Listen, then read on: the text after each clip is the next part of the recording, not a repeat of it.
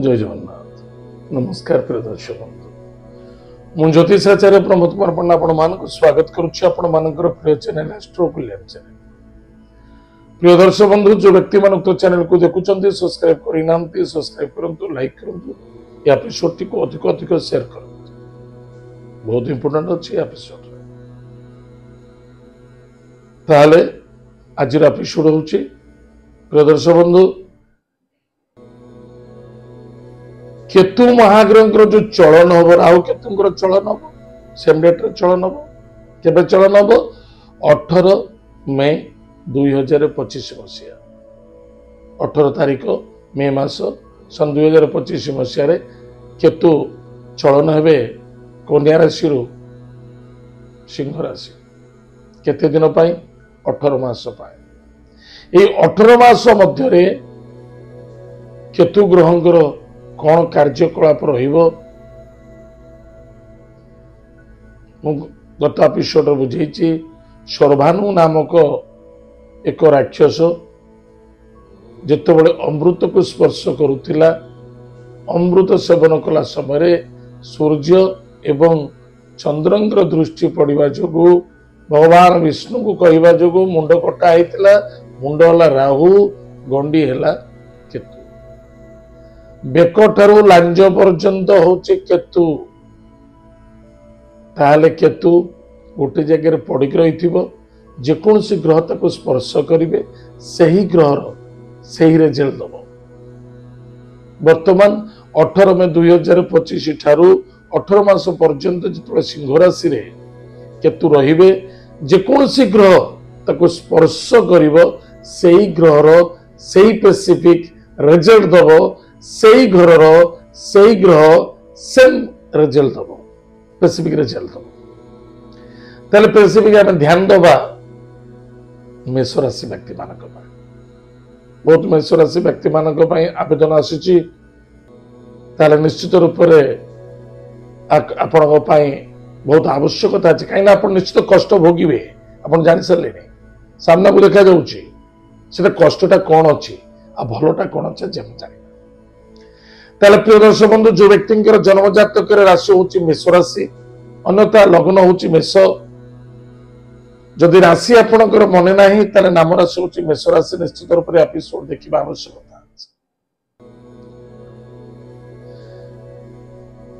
ताहले मेष राशि ठारू पंचम भाव हूँ किए ना सिंह राशि। सिंह राशि ग्रहराज स्वयं सूर्य देवता। सूर्य स्थिति को नहीं एवं सूर्यंकर किसी अंश विशिष्ट को नहीं केतु महाग्रह परिचालना है। ताले विद्यार्थी विद्या क्षेत्र में सफलता अर्जन करेंगे। पंचम भाव कौन? विद्या, संतान। तार प्रथम तो जाना विद्यार्थी बहुत अपेक्षा अच्छी विद्यार्थी माने विद्या क्षेत्र में बहुत सफलता पाए निश्चित निसंदेहता। जो विद्यार्थी माने मार्क में बा रिजल्ट में डरुचंती बिल्कुल डरवा आवश्यकता नहीं। चेष्टा प्रति चेष्टा करूँ अधिक अधिक सफलता मिले। जो पिला माने चाहते मु विदेश जीवी, विदेश रे पाठ पढ़ी, विदेश रे सेटल हेबी, बिल्कुल आपण जानतु आपण बहुत फायदा अच्छी। विदेश रे जाके एजुकेशन करेंगे आप निश्चित रूप से बहुत सफलता मिले। एतद व्यतीत केतु भौतिक मध्य सुख देता है एवं भौगोलिक मध्य। जदि आपण भौतिक सुख पाइबा चाहते निश्चित रूप से कौन हम सफलता मिले। जो व्यक्ति माने ज्योतिष भल भल एस्ट्रोलॉजर केमती हंती केतु को नहीं ना मूल मंत्र है केतु। तंत्र मंत्र शिखा क्यों ग्रह केतु। ताले निश्चित जो व्यक्ति केतु उच्च थाए बा केतु भल फलप्रद स्थान रे थाए केंद्र रे थांती निश्चित रूप से व्यक्ति वैज्ञानिक हुए, आध्यात्मिकवादी हुए, ज्योतिष हुए, तांत्रिक हुए, तंत्र मंत्र सिद्धि करिया बहुत बड़ रुचि रखती, बहुत सफलता पाती।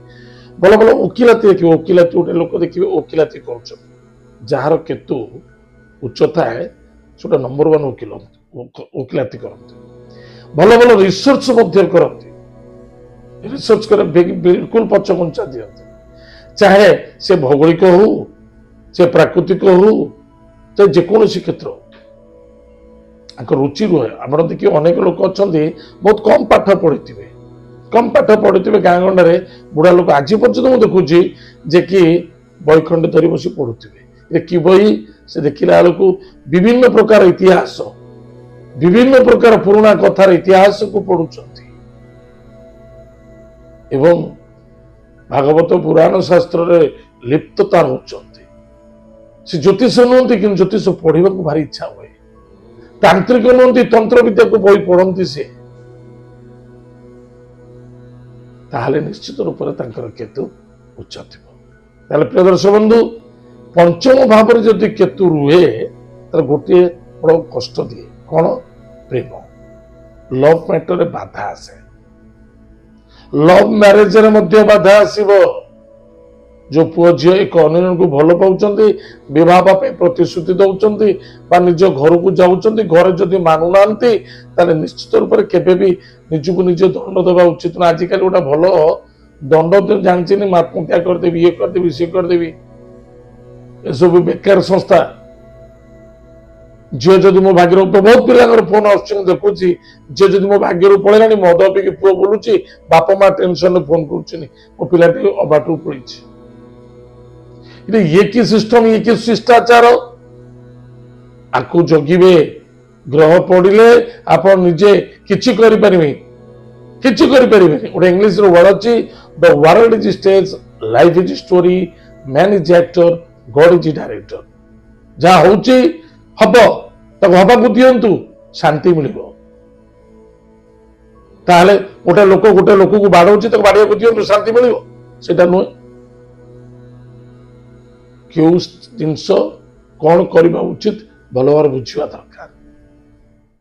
ସେଥିସକାଶେ ପ୍ରିୟ ଦର୍ଶକ ବନ୍ଧୁ, ମୋର କହିବାର ମୁଖ୍ୟ କାରଣ ତମ ହିତ ପାଇଁ, ମୋର କିଛି ଆଦରେ ଆବଶ୍ୟକତା ନାହିଁ। ମୁଁ ତ ବମ୍ବେ ରହୁଛି, ରହିବା ଲୋକ ରହିଲେ ମୋର କଣ ଅସୁବିଧା ଅଛି? କିନ୍ତୁ କିଛି ହିତ ପାଇଁ ମନେ ରଖିଥାନ୍ତୁ, କିଛି ସଫଳତା ମଧ୍ୟ ମିଳିବ। ତାହେଲେ କେବେ ବି ପ୍ରେମ ସମ୍ବନ୍ଧିତ ବିବାହ କ୍ଷେତ୍ରରେ ବାଧା ଆସିବ। କାହାକୁ ପ୍ରତିଶ୍ରୁତି ଦିଅନ୍ତୁନି, କାହାକୁ ବିଶ୍ୱାସ ଦିଅନ୍ତୁନି। ନିଜ ବିଶ୍ୱାସରେ ବିଶ୍ୱାସଘାତ ନିଜେ ହେବେ ଆଉ ନିଜେ ମଧ୍ୟ ଖାଇବେ। ଘାତ, ଆଘାତ, ପ୍ରତିଘାତ ଏସବୁ ଦେଖାଦେବ, ଟିକେ ସାବଧାନ ରହିବେ। ମା ମାନେ, ବାପା ମାନେ ମନେ ରଖିଥାନ୍ତୁ, ନିଜର ସନ୍ତାନଙ୍କ ସ୍ୱାସ୍ଥ୍ୟ ପ୍ରତି ଟିକେ ଧ୍ୟାନ ଦେବେ। ଛୋଟ ଛୋଟ ଶିଶୁ ହୁଅନ୍ତୁ, ଯେ ବଡ଼ ବ୍ୟକ୍ତି ହୁଅନ୍ତୁ, ବାପା ମା ବିଶେଷ କରି ତାଙ୍କର ସନ୍ତାନଙ୍କର ସ୍ୱାସ୍ଥ୍ୟ ପ୍ରତି ଧ୍ୟାନ ଦେବେ। ସନ୍ତାନଙ୍କ ସହିତ ବିଲକୁଲ ଆର୍ଗୁମେଣ୍ଟ କରିବା ଉଚିତ। ସନ୍ତାନଙ୍କର ବିବାହ କାର୍ଯ୍ୟକୁ ନେଇ ଚିନ୍ତା ବଢେ, ପେଟ ଜନିତ ରୋଗରେ ପୀଡ଼ିତ ହୁଅନ୍ତି ଏବଂ ମାନ ସମ୍ମାନ ଉପରେ ମଧ୍ୟ ଆଘାତ ଆସିଥାଏ।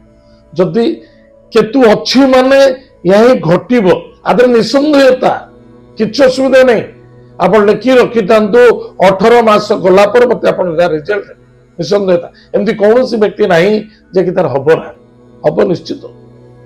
किंतु होने को कोई टाल नहीं सकता है, जहां हम ताको के रोकी पारे, किंतु सावधान रहिबा बहुत आवश्यकता। वर्षा हो बहुत आवा छता के धरुचे, पंखा कहीं पकाउचे, छातर सहारा कहीं नौचे, गचर सहारा कहीं नौचे, निश्चित रूप से किसी सहारा ने उपशम मिलता है।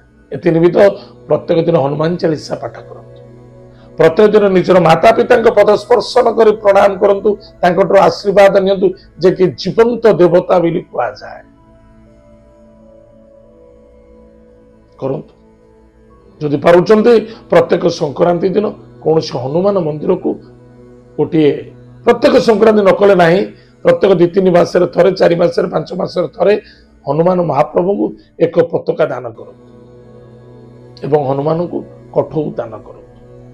देखिए आप सुरक्षित रे, सुसज्जित रे, कि मन रखि रात्र समय केबे भी आमिष खाइबे नहीं, घर भितर फ्रिज भितर भर्ती करी आमिष रखिबे नहीं, बासी खाद्य विशेष भोजन करंतु नहीं, या द्वारा पीड़ा पाइबे। आप हनुमान मंदिर डेली यदि पताका लगेबे, डेली कठौ दान कले कौन फलप्रद हेनी।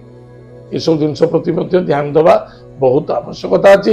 ପଶୁମାନଙ୍କ ଠାରୁ ଦୂରେଇ ରହିବେ, ସାପ ବିଭିନ୍ନ ପ୍ରକାର ପଶୁଜନ୍ତୁ ଠାରୁ ଦୂରେଇ ରହିବା ଅତ୍ୟନ୍ତ ଆବଶ୍ୟକତା ଅଛି। ତାହେଲେ ପ୍ରିୟ ଦର୍ଶକ ବନ୍ଧୁ, ଆଜି ଆମେ ଜାଣିଲେ ମେଷ ରାଶି ବ୍ୟକ୍ତିମାନଙ୍କ ପାଇଁ କେତୁ ପଞ୍ଚମ ଭାବରେ ଗ୍ରସ୍ତ କରିବେ 18 ମାସ ପାଇଁ କଣ ସାବଧାନ ରହିବା, କଣ ଅଛି କଣ ନାହିଁ। ତାହେଲେ ପ୍ରିୟ ଦର୍ଶକ ବନ୍ଧୁ, ନିଶ୍ଚିତ ରୂପରେ ଆପଣ ଦୁଃଖ ଲାଗିଥିବ, କିନ୍ତୁ ସତଟା ଟିକେ କଷ୍ଟଦାୟକ ହୁଏ, କିନ୍ତୁ ସଫଳଦାୟକ ମଧ୍ୟ ଦେଖା ଦେଇଥାଏ।